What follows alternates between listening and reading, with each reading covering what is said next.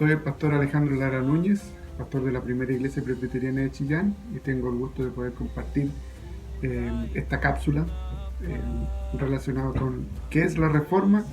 Y a mí me corresponde hablar sobre la Reforma y el Espíritu Santo.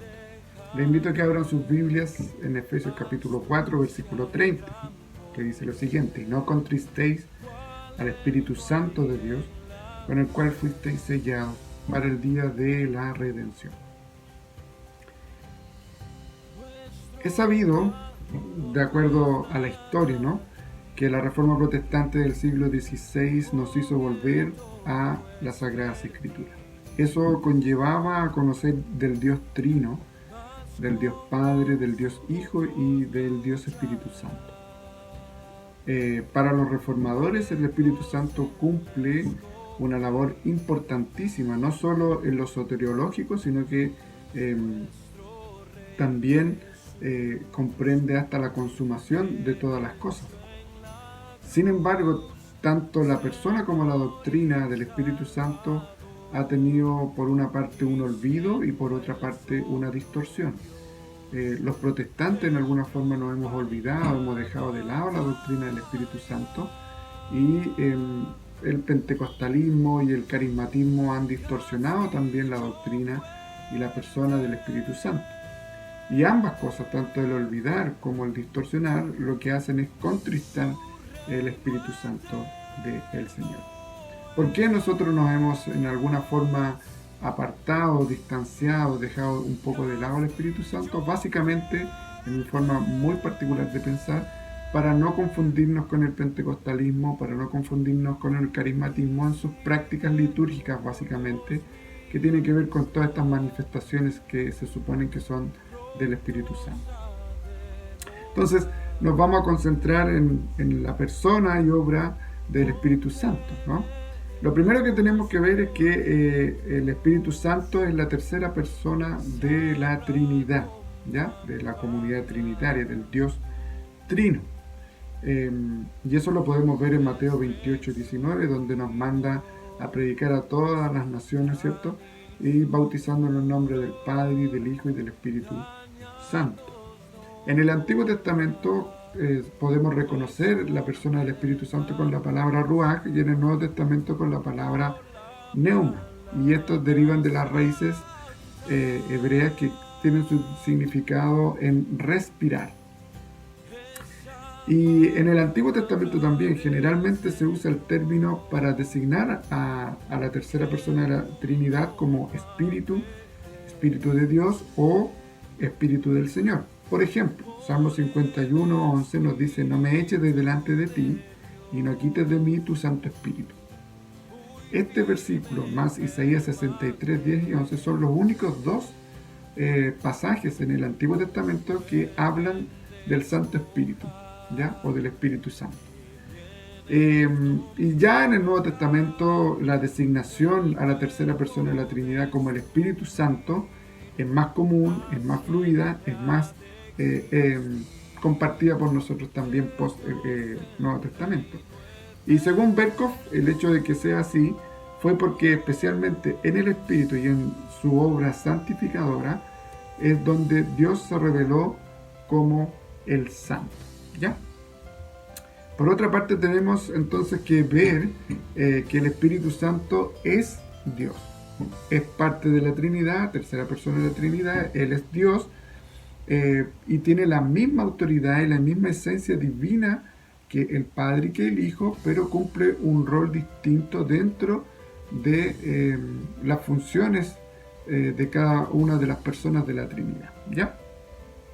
Nosotros podemos ver en esta idea de que el Espíritu Santo es Dios, por ejemplo en Hechos capítulo 5, versículos 3 y 4, donde Pedro dice a Ananías: ¿por qué llenó Satanás tu corazón para que mintieses al Espíritu Santo y sustrajeses del precio de la heredad? Repartiéndola no se te quedaba a ti, y vendida no estaba en tu poder. ¿Por qué pusiste esto en tu corazón? No has mentido a los hombres, sino a Dios. Entonces, claramente hablando del Espíritu Santo como Dios y las consecuencias de ello. El Espíritu Santo es una persona, no es una fuerza como algunos la este signo. Y esto lo vemos claramente cuando la Escritura se refiere al Espíritu Santo usando pronombres personales, como Juan 16:13, por ejemplo.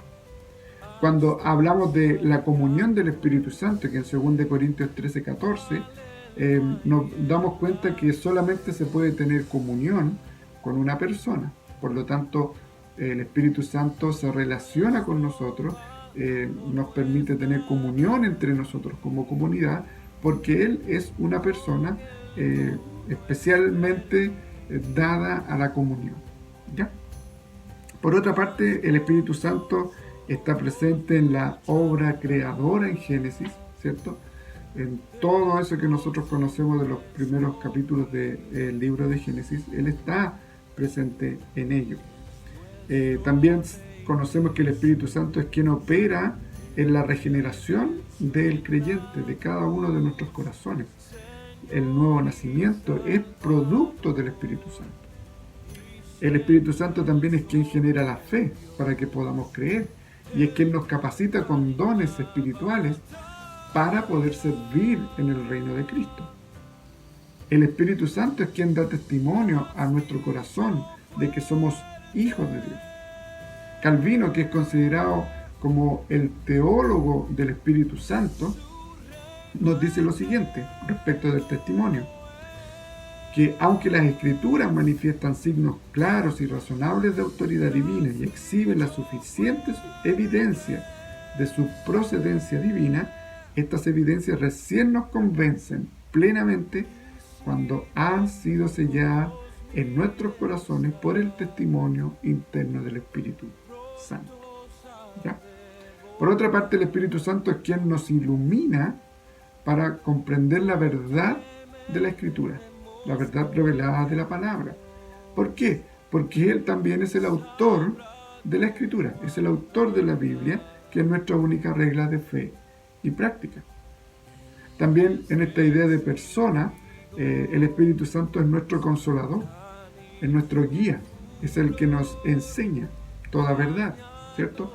Es nuestro auxiliador, es el Paracletos, es aquel que era necesario que viniera después de que el Señor Jesucristo ascendiera. Juan 14:16 nos habla de eso.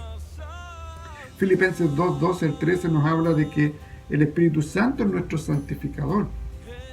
Además, no solamente es nuestro santificador, es quien nos preserva y quien nos persevera para que podamos llegar hacia la meta.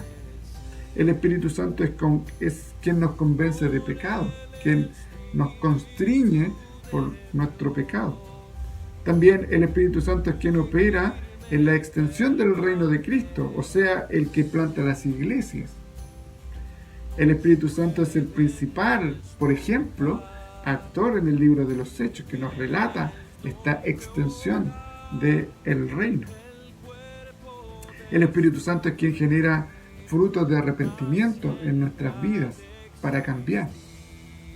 Y también el Espíritu Santo es el que nos permite adorar, glorificar, servir a nuestro Señor. Por lo tanto, si ustedes se dan cuenta, estimados hermanos y amigos, la obra del Espíritu Santo es mucho más que esto. Acabamos de solo hacer algunos alcances de ello. Es mucho más grande que lo que podemos comprender y asimilar. Y eso significa que nosotros, como reformados, como protestantes, como presbiterianos, tenemos que darle el lugar que corresponda. El Espíritu Santo de Dios nunca va a querer tener el lugar del Padre y del Hijo, pero sí tiene un lugar importante dentro de la comunidad trinitaria, dentro del Dios Trino, ¿cierto? Y tiene una importancia en nuestra vida, tiene una importancia real en nuestra salvación. Y ello nos conlleva a un montón de otras bendiciones que nosotros tenemos que aprender a conocer y a vivir. Así que el Señor les bendiga y que no nos digan y que no quede usted con la idea de que somos sin el Espíritu, refrigerianos como nos dicen algunos, sino que todo protestante, todo presbiteriano cree profundamente en la obra del Espíritu Santo. Que el Señor te bendiga. deja ver astucia y gran poder.